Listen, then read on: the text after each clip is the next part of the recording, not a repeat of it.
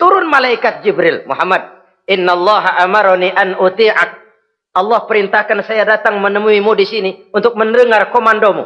Sekarang apa mau kamu? Kalau mau kau orang Taif yang melontari kau dengan batu hancur, saat ini saya angkat Jabal Uhud. Saya timpakan mereka biar mati semua. Bagaimana? Dalam keadaan terpojok, dilemparin batu, dikeroyokin, menghindar ke kebun anggur. Turun Jibril nawarin bantuan. Apa jawab Nabi? Jangan Jibril. Jangan. Saya diutus bukan buat ngancurin orang. Saya ini rahmah bagi alam. Tapi kamu disambitin. Biarin. Saya berjuang jangka panjang Jibril. Kalau sekarang mereka ingkar, barangkali nanti anak-anaknya mau beriman. Saya tungguin anak. Kalau anaknya kafir lagi Muhammad, cucunya. Oh susah Muhammad, susah. Kenapa? Bagaimana bapak, begitu anak. Gak begitu. Lalu mau kamu apa? Saya mendoakan mereka. Allahumma hdi qaumi fa innahum la ya'lamun. Ya Allah, berikan hidayah kepada mereka yang nyambitin saya. Karena mereka nggak tahu. Disambitin berdarah, yang nyambitin didoakan. Pada satu sisi ini menunjukkan tingginya akhlak Nabi. Pada sisi lain ini menunjukkan Nabi juga mengatur strategi secara manusia. Tidak simsalabim. Tidak tercabut dari akar kenyataan. Padahal kita kalau lagi kepepet ada yang nolongin, kan demen banget. Kali mah kalau kita yang jadi Nabi tuh. Disambitin orang, turun Jibril. Bagaimana hancurin? Sikat Jibril dah. Habisin aja, habisin. Hijrah ini usaha ikhtiar manusiawi. Perang kalah manusiawi. Putra tercinta wafat, berlinang air mata, manusiawi. Sakit, manusiawi. Padahal punya mukjizat. Tapi nggak ngandelin. Semua nabi juga gitu. Nabi Musa dikasih tongkat. Tapi berapa kali tuh tongkat dipakai? Waktu ngelawan tukang sihir. Waktu nyebrang di Lautan Merah. Itu aja. Selebihnya Nabi Musa berjuang secara manusia. Berusaha. Gak mentang-mentang punya mukjizat tongkat. Tiap dapat kesulitan. Awas tongkat.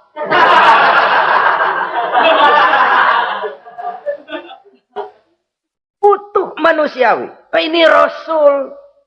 Kenapa kita nggak lihat itu? Kenapa kita lalu tercabut dari akar kenyataan dan hidup dalam khayalan? Sampai-sampai di satu anekdot yang menyentuh. Sekarang ini akibat tayangan-tayangan televisi begitu rupa.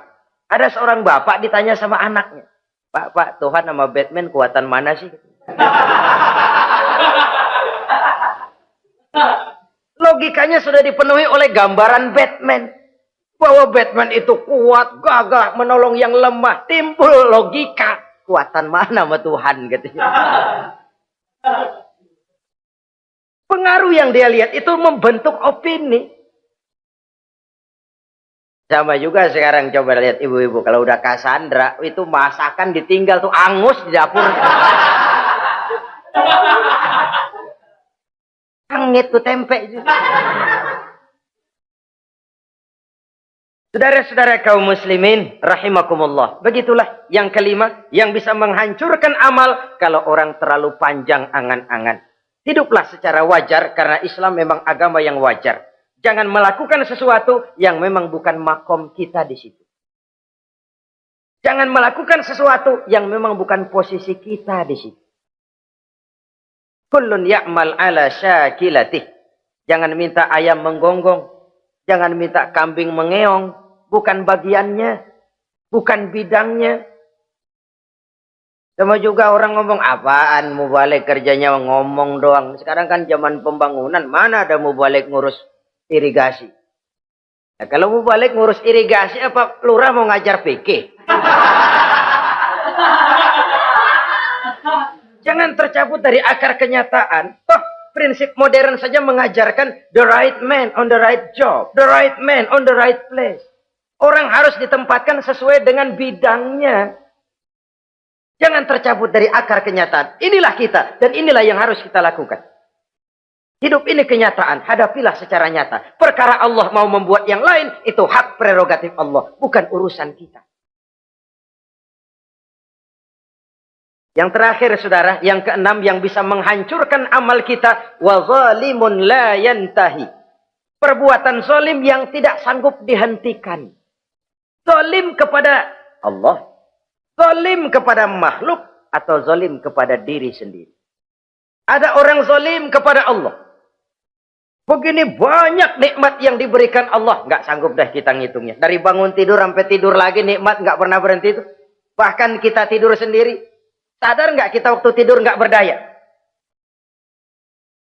Coba ketika kita ngorok pulas, andai kata kecoa 16 masuk ke kuping kita. Siapa yang mau jagain? Siapa yang mau jagain? Nikmat. Belum pernah nikmat Allah berhenti. Begini banyak nikmat yang diberikan. Dan Allah cuma minta satu, syukuri nikmat itu.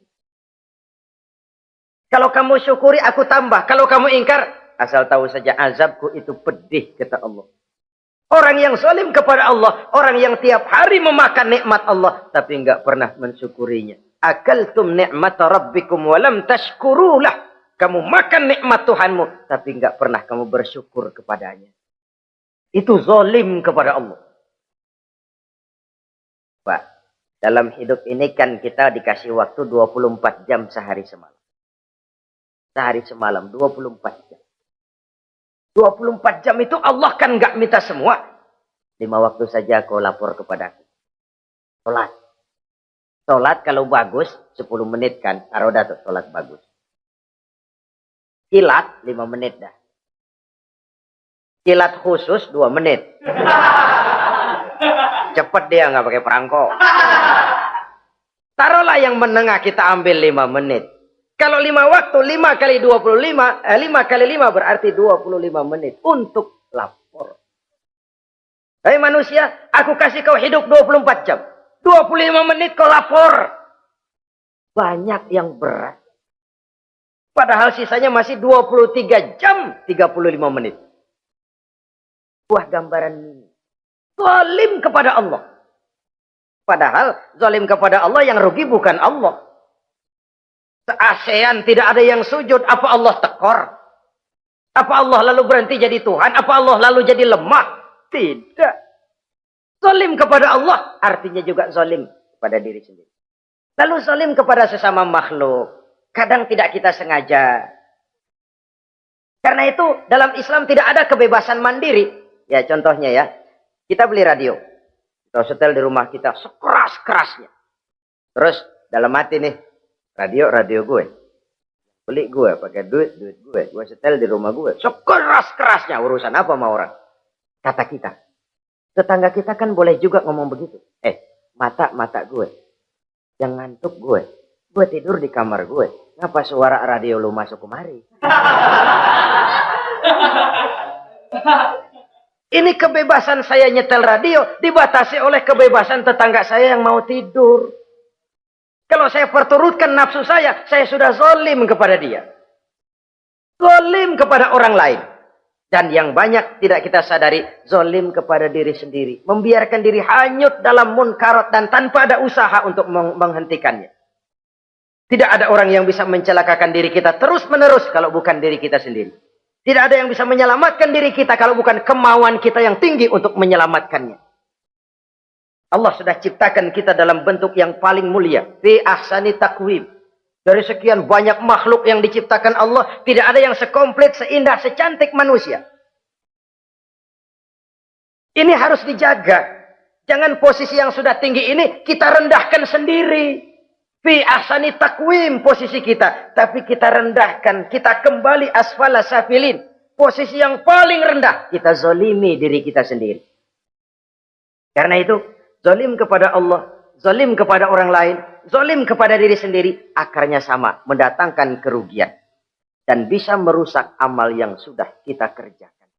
Oleh karena itu, mari sama-sama kita berusaha. Pada satu sisi kita melaksanakan amal ibadah sebagaimana yang seharusnya, tapi pada sisi lain kita menjaga nilai-nilai ibadah. Jangan sampai hancur oleh perbuatan kita sendiri.